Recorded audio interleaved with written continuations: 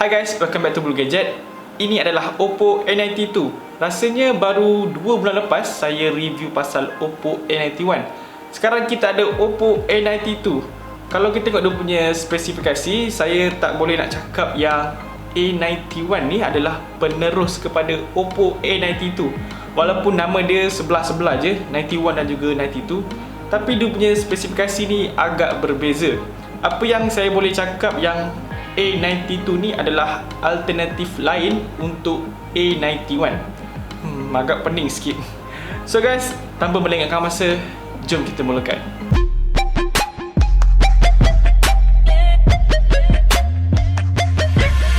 A92 ni dah menggunakan design skrin yang baru. Oppo namakan dia Neo Display. Ini adalah siri A yang pertama yang gunakan skrin macam ni. Walaupun dia menggunakan IPS LCD berbanding A91 yang gunakan AMOLED display, tapi A92 ni menggunakan IPS yang berkualiti tinggi. Dengan hadirnya Neo Display ni, skrin dia kelihatan lebih compact. Kalau tengok skrin dia, warna yang dipaparkan cukup cantik dan brightness dalam keadaan yang baik. Dan kalau korang semua layan movie dekat Netflix, korang boleh menikmati resolusi yang paling tinggi. Design dia cukup kekinian, warna yang bersinar-sinar dan kamera berbentuk petak. Warna yang saya pegang ni ialah Shining White. Saya tahu warna macam ni agak gegel sikit, tapi korang jangan risau, dia ada warna lain iaitu Twilight Black.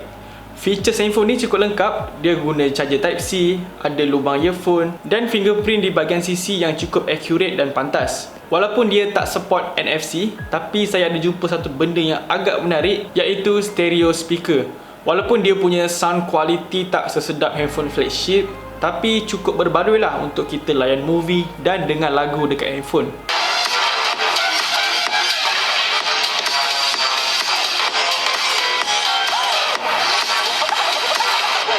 Performance A92 ni dah cukup baik. Dia gunakan chipset Snapdragon 665 dan RAM sebesar 8GB. Pada awalnya saya berharap yang dia gunakan chipset lebih tinggi, tapi setelah gunakan dia sebagai saya punya daily driver, saya tak sangka dengan performance dia. Setakat multitasking dan browsing, semuanya lancar je. Untuk bermain game dekat A92 ni juga tiada masalah, cuma kita boleh bermain pada tetapan medium saja. Untuk PUBG, saya dapat tetapan yang medium iaitu smooth high, tapi dia mempunyai FPS yang stabil. So tak ada masalah lah kalau dalam satu masa tu ada musuh yang ramai. Gyro dekat handphone ni pun kita boleh on dengan cemerlang. Oh ya, saya ada jumpa satu benda yang agak menarik untuk korang yang buat konten PUBG dalam YouTube, yang mana kita boleh record suara in-game, suara kita sendiri dan muka kita sekali dalam satu masa. So, korang tak perlu kamera tambahan untuk rakam muka semasa bermain game.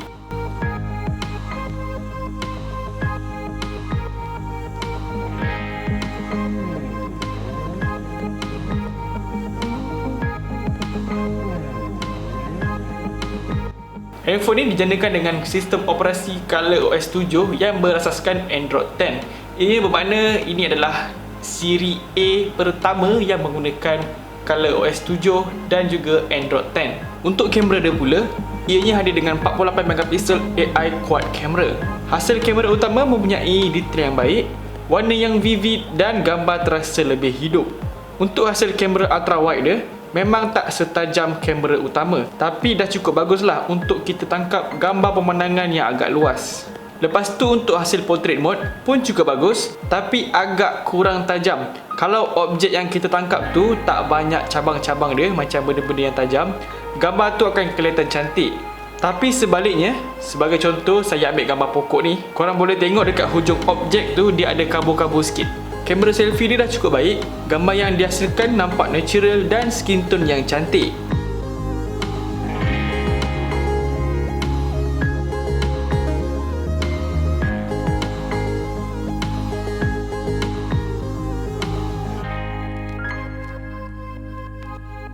Dan untuk rakaman video, dia boleh merakam sehingga 4K pada tetapan 30fps dan juga boleh merakam 4K pada kamera ultra wide. Untuk hasil rakaman 4K, menurut saya dia mempunyai hasil yang baik, tahap kestabilan yang bagus dan warna kecerahan yang cantik. Dan yang terakhir kita bahas tentang bateri dia. Handphone ni mempunyai bateri yang sangat besar, iaitu 5000 mAh. Selama saya jadikan dia sebagai daily driver, dalam masa sehari tu saya tengok movie, YouTube, scrolling media sosial, main game, ambil gambar, ambil video, saya dapat bacaan screen on time selama 10 jam. Untuk sesebuah peranti yang boleh bertahan selama 8 sehingga 10 jam, itu boleh dikatakan dah sangat cukup awet lah bateri dia. Dan juga kita boleh jadikan dia sebagai power bank, yang mana dia support reverse charging. So kita boleh jadikan dia sebagai power bank untuk charge handphone lain. Untuk charging dia pula, A92 ni hadir dengan 18 watt fast charging. So daripada 1% nak ke 100% tu ambil masa 2 jam 5 minit. Okey, kesimpulan dia, selama saya jadikan dia sebagai daily driver, saya dapat rasakan yang Oppo A92 ni agak berbeza dengan handphone sekelasnya. Untuk performance dan kamera dia dah cukup baik, tapi A92 ni lebih fokus untuk user yang lebih kepada tengok movie, media sosial dan dengar lagu dengan kualiti yang bagus. Tambahan pula dengan bateri sebesar 5000 dan skrin cantik sebesar 6.5 inci ni memang sesuai untuk kita layan movie dan lakukan movie marathon. Untuk harga jualan dia, Oppo A92 ni dijual pada tanda harga RM1,199. Beza RM200 dengan Oppo A91. Untuk harga jualan dia saya tak nak bahas sebab kedua-dua mempunyai kelebihan masing-masing. Oppo A92 ada kelebihan dia tersendiri, A91 pun ada kelebihan dia tersendiri.